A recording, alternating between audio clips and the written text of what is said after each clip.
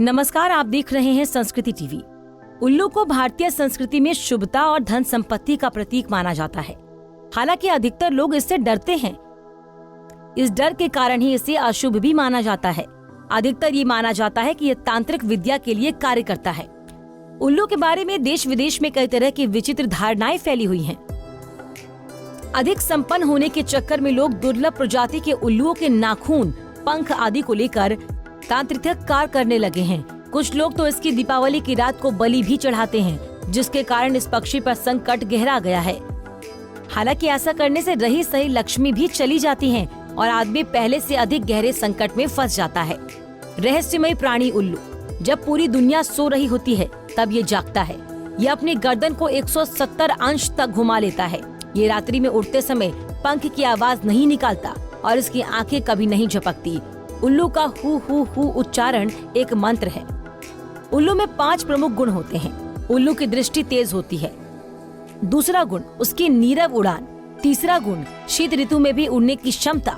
चौथी उसकी योग्यता है उसकी विशिष्ट श्रवण शक्ति। 5वीं योग्यता अधिक धीमे उड़ने की भी है।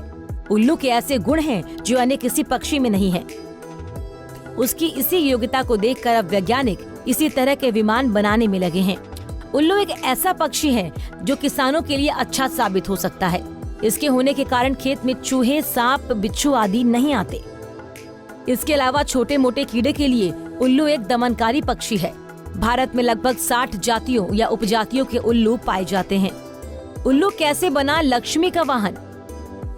प्राणी जगत की संरचना करने के बाद एक रोज सभी देवी देवता धरती पर विचरण के लिए आए। जब पशु पक्षियों ने उन्हें पृथ्वी पर घूमते हुए देखा तो उन्हें अच्छा नहीं लगा और वो सभी एकत्रित होकर उनके पास गए और बोले, आपके द्वारा उत्पन्न होने पर हम धन्य हुए हैं। हम आपको धरती पर जहाँ चाहेंगे वहाँ ले चलेंगे।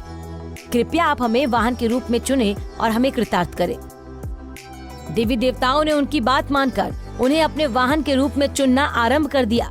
जब लक्ष्मी जी की बारी आई तब वो असमंजस में पड़ गई कि किस पशु पक्षी को अपना वाहन चुने। इस बीच पशु पक्षियों में भी होड़ लग गई कि वो लक्ष्मी जी के वाहन बने। इधर लक्ष्मी जी सोच विचार कर ही रही थी, तब तक पशु पक्षियों में लड़ाई होने लग गई। इस पर लक्ष्मी जी ने उन्हें चुप कराया और कहा कि प्रत्येक वर्ष कार्तिक अमावस्या के दिन मैं पृथ्वी पर विचरण करने आती हूँ। उस दिन मैं आप में से किसी एक को अपना वाहन बनाऊंगी। कार्तिक अमावस्या के रोज सभी पशु पक्षी आंखें बिछाए लक्ष्मी जी की राह निहारने लगे। रात्रि के समय जैसे ही लक्ष्मी जी धरती पर पधारी, उल्लू ने अंधेरे में अपनी तेज नजरों से उन्हें देखा और तीव्र गति से उनके समीप पहुंच गया और उनसे प्रार्थना करने लगा कि आप मुझे अपना वाहन स्वीकारें। लक्ष्मी जी ने चारों ओर देखा, उन्हें कोई भी पशु या पक्षी वहां नजर नहीं आया, तो उन्होंने उल्लू को अपना वाहन स्वीकार कर लिया। तभी से उन्हें उल्लूक वाहिनी कहा जाता है। दोस्तों, उम्मीद है आपको हमारी ये जानकारी पसंद आई होगी। ऐसी ही धर्म और आस्था से जुड़ी जानकारी के लिए देखते रहिए संस्कृति टीवी। धन्यवाद।